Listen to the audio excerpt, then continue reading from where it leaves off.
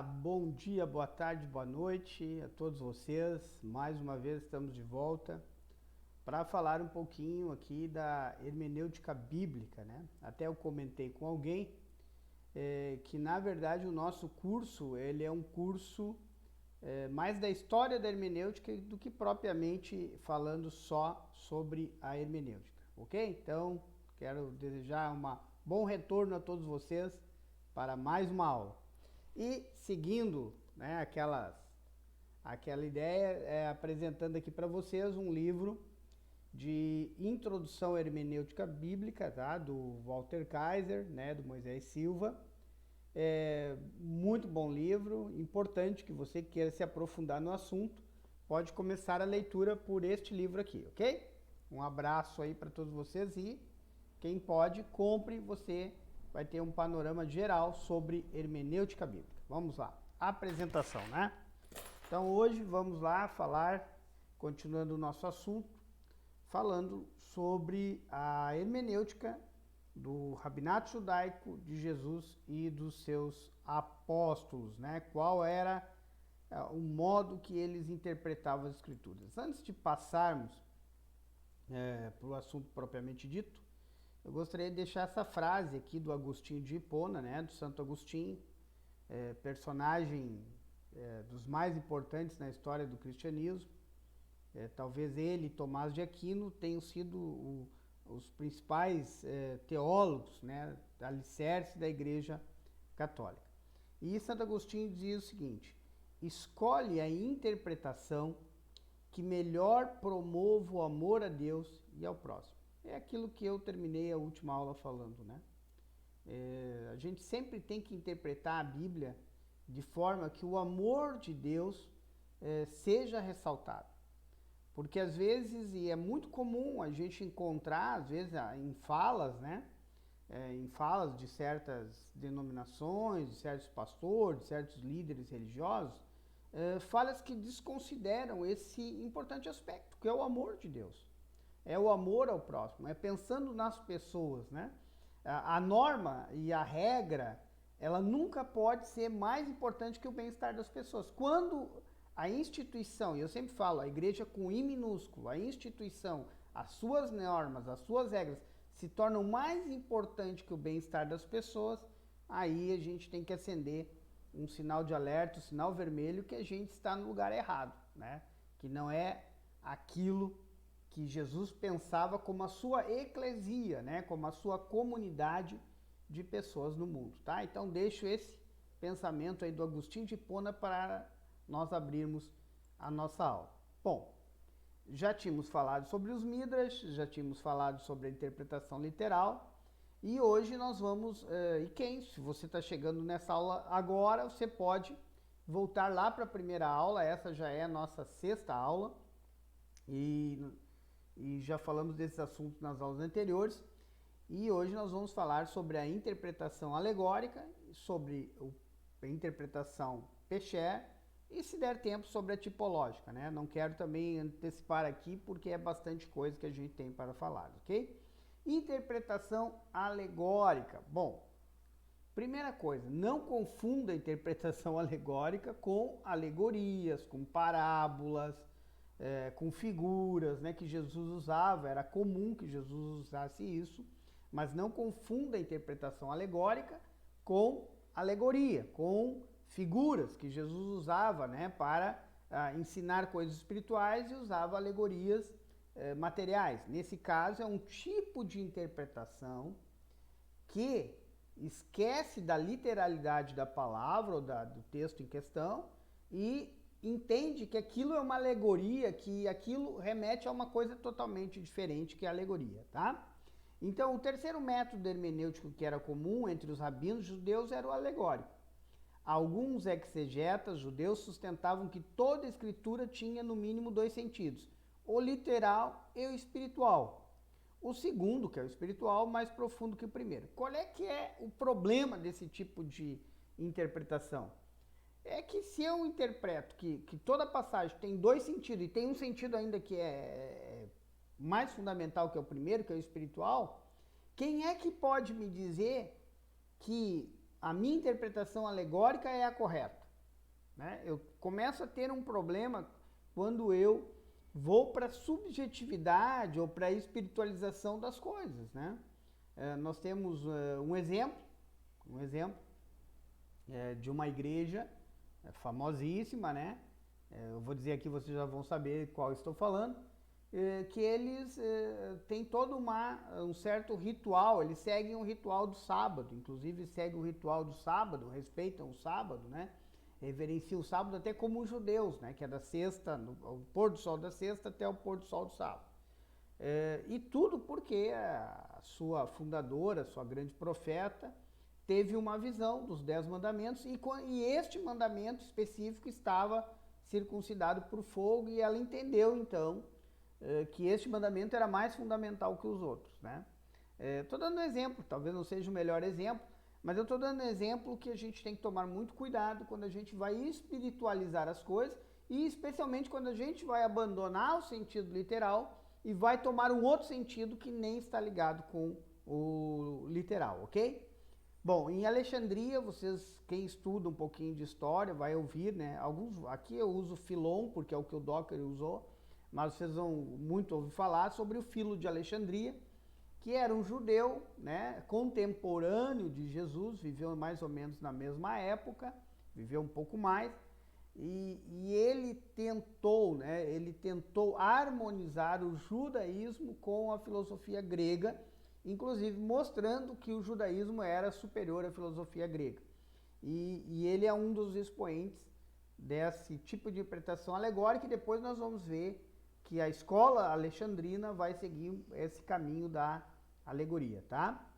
Mas aqui é importante que Jesus e os apóstolos, eles não utilizavam esse tipo de hermenêutica, então por isso nós não vamos nos deter nesse tipo de hermenêutica, ok? E aí nós vamos para quarto tipo, que é a interpretação pesher. Bom, isso aqui é muito novo.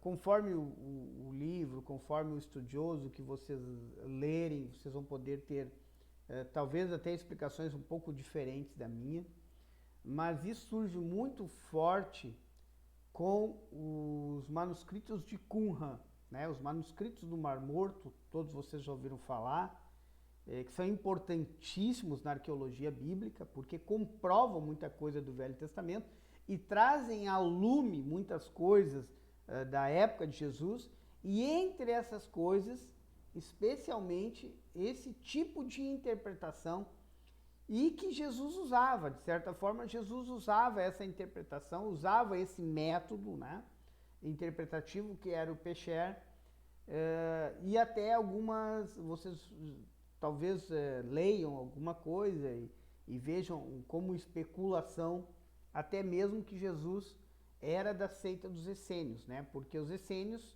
esses manuscritos que são encontrados lá, se atribuem a esse grupo judaico específico, que era um grupo que se retira para o deserto, se retira para um lugar afastado das cidades, né? Se crê que era um grupo que vivia com muitas regras bem criteriosas e rigorosas quanto a alimentos, quanto aos banhos rituais, e tinham toda uma dinâmica específica, né? Queriam ser mais santos que as outras, que os próprios fariseus, que os saduceus, que os samaritanos, né? Havia vários grupos judaicos, a comunidade, especialmente a comunidade de fé, ela não era tão coesa assim como a gente imagina. A gente vê isso na Bíblia, na própria Bíblia, embora ela não cite os essênios. E um dos motivos, né, que Jesus, de certa forma, é associado aos essênios, é até por ele usar esse tipo de interpretação e poder ser identificado até como um personagem que era o sacerdote máximo dos essênios, que era o mestre da justiça, né? Que era quem tinha a autoridade final para interpretar a Bíblia, certo? Então há essa certa confusão, né? Até porque a Bíblia ela não relata o que Jesus fez ali, dos 12 aos 30 anos. Então há até esse pensamento que Jesus de alguma forma se aproximou dessa comunidade. É muito improvável isso, né? É quase que impossível, porque a dinâmica relacional de Jesus com as pessoas, me parece que Jesus sempre foi alguém do povo, né? Alguém que andava com as pessoas e com o povo e que em algum momento ali aos 30 anos, momento que o homem judeu era considerado já adulto, ele se descola disso e vai por uma missão mais profunda, né? A missão então de pregar, de trazer o reino de Deus e pregar o seu evangelho, os seus ensinamentos para as pessoas, ok? Mas vamos ler aqui. Então, o quarto método de interpretação judaica era o Pesher. Segundo Dockery, esta abordagem interpretativa, o Pesher, é geralmente descrita como um método exegético ou antologia de interpretações, né? Por quê? Porque os essênios tinham os Pesharins, que era o grupo dessas interpretações, que sugere que os escritos proféticos contêm uma significância escatológica oculta, ou mistério divino que pode ser revelados apenas por uma interpretação forçada ou até mesmo anormal do texto bíblico. O que ele está dizendo aqui? É muito ligado às questões proféticas, né? Essa literatura até apocalíptica, mas está ligado que há algo dentro da passagem que é um mistério, que é algo oculto, né? E que em algum momento, e no caso dos essênios, no momento que o mestre da justiça deles aparece, seria a pessoa que teria aquilo revelado. E aí a gente começa a fazer realmente algumas ligações com o próprio Jesus, né? Jesus, de certa forma, vai usar esse método porque ele está revelando. Muitas das profecias bíblicas do Velho Testamento estão sendo reveladas na sua vida, certo? Vamos seguir aqui. Conforme Dockery, havia uma relação estreita entre o Midrash, né? Porque o Midrash também tinha um pouquinho dessa de procurar esse sentido, né? Esse sentido oculto, e o Pesher. Podemos descrever o Midrash da seguinte forma: isso tem relevância para isto.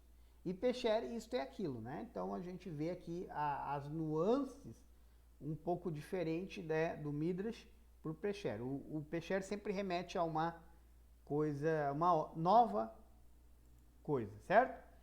Bom, a comunidade do Mar Morto praticava um tipo de interpretação, aquilo que eu estava explicando para vocês, conhecido como Pesher, ou Ras Pesher, né? Que é o que? Revelação e mistério. Em que concebia a revelação bíblica em dois estágios. Primeiro, a raiz, né? O primeiro, o Ras, o mistério divino comunicado pelos profetas, né? Ou seja, o Ras era o mistério divino. E o segundo, o Pesher, o sentido revelado da profecia bíblica, especialmente dado pelo mestre da justiça, mas também pelos comentaristas da comunidade qumranita, né? Então, o que entendeu? Então, quando Deus revelava para os escritores bíblicos algumas verdades, havia um mistério divino nessa verdade, que no seu tempo adequado, o mestre da justiça, ou no caso, Jesus, que vai fazer isso, ele vai revelar o que era o significado desse mistério divino. O Ras foi comunicado por Deus ao profeta, mas o sentido da comunicação permanecia selado até que o Pesher fosse revelado por Deus ao seu intérprete escolhido. Ligado, muito ligado lá em Daniel 9, quando o anjo revela o mistério para Daniel e diz, mas só no fim será revelado. Então, essa é uma passagem que se baseia essa ideia do Pesher, tá? O intérprete escolhido era o mestre da justiça, o principal sacerdote ou profeta da comunidade de Qumran, né? Por isso que eu estou dizendo que é muito ligado à comunidade dos essênios. Voltando ali, né? E Jesus, de certa forma, né? Claro que Jesus já tinha passado por tipológica ali, que é onde Jesus usa mais a interpretação tipológica até do que a Pesher. Mas Jesus também, de certa forma, usa essa interpretação quando nós entendemos que ele traz, né, especialmente revelações proféticas dizendo, se refere a mim, né? Aquilo que está escrito lá, sou eu a revelação. Então, por isso que há essa ligação entre Pesher e entre Jesus de Nazaré, certo? Vamos seguir aqui. Interpretação tipológica é a que mais Jesus e os apóstolos vão utilizar. Outra abordagem dos rabinos contemporâneos de Jesus e seus apóstolos era a tipológica. Esse método de interpretação busca a correspondência entre pessoas e acontecimentos do passado com o presente ou futuro, conforme Dockery, né, aquele livrinho que eu mostrei para vocês, que eu estou seguindo, né, a exegese tipológica baseia-se na convicção que determinados acontecimentos na história de Israel prefiguram uma época futura, no qual os propósitos de Deus serão revelados em sua completude. Um exemplo de tipologia utilizado por Jesus encontramos em Mateus 24:37, no qual Jesus traça uma correspondência, né? Aqui não é um tipológico tipo, mas olha, assim como nos dias de Noé serão os últimos dias, né? Então Jesus está dizendo, aquilo que está escrito lá no tempo de Noé prefigura como vai ser os tempos dos últimos dias. E João 3,14, essa sim, né? O levantamento das serpentes de bronze no deserto, são figuras da crucificação de Jesus, né? Vocês sabem, os judeus começaram a ser picados por víboras mortais e aí Deus dá aquela instrução para Moisés fazer serpentes de bronze e a pessoa que olhasse para a serpente de bronze, ela era curada, né?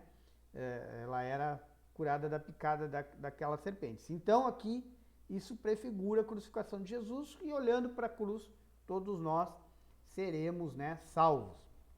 E Jesus usa pessoas do Antigo Testamento como tipos de si próprio. Davi, Salomão, Elias, Eliseu, né? Ele refere-se a instituições do Antigo Testamento, né? Tem um momento que os discípulos olham para o templo maravilhados, né? Olha, mestre, que magnífico o templo. E ele disse, este templo será derribado em 3 dias, que referia-se a seu próprio corpo. Então ele se referia às instituições como a tipo de si próprio da sua obra. Ele vê nas experiências, isso Jesus, né? E os próprios discípulos depois vão seguir essa linha de abordagem. Eles vão começar a olhar o Antigo Testamento sempre nessa perspectiva, sempre passando, né? Perpassando através da vida de Jesus. Eles não vão fazer uma leitura. Às vezes a gente vê em pregações e em alguns irmãos, eles saltam o Novo Testamento, vão lá para o Velho e tiram algum ensinamento do Velho sem passar por Jesus, né? Não é isso que vai ser feito, tá?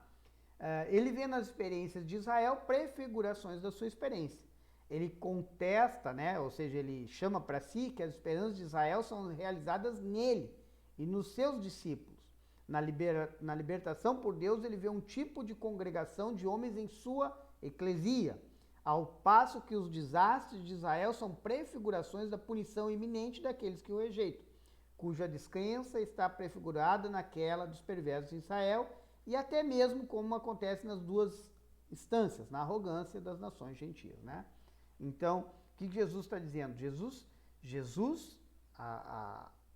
A hermenêutica tipológica é a mais utilizada por Jesus, por Paulo, por Mateus, todos os escritores bíblicos, escritores de Hebreus, começam a enxergar o Velho Testamento baseados agora na vida de Jesus, baseados nos ensinos de Jesus, baseado naquilo que Jesus fez, ou seja, se reinterpreta a Bíblia. Até eu li lá no Braille uma coisa curiosa, né? É interessante isso. Que os contemporâneos de Jesus, né, só para encerrar, os rabinos, né, os eruditos, os escribas, eles criaram toda uma tradição oral, uma tradição também escrita, há um debate sobre isso, que praticamente substituía o Pentateuco, o Torá, né? Eles tinham toda uma tradição que eles davam muito mais valor à sua tradição que o próprio Torá.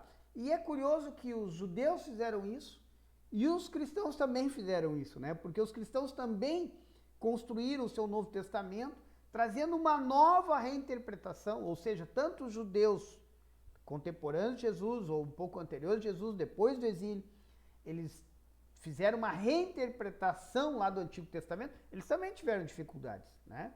O Antigo Testamento foi escrito 600, 700, 1000 anos antes deles fazerem essa reinterpretação, 1300 anos. Então eles também tiveram que reinterpretar, né, o Velho Testamento. E eles fizeram toda essa tradição oral. E nós, como cristãos, construímos também toda uma reconstrução hermenêutica do Antigo Testamento, mas agora sobre um novo prisma, né, com a revelação do nosso mestre da justiça, Jesus de Nazaré. Então, até breve, foi um prazer, aguardo vocês na próxima aula. Um abraço a todos.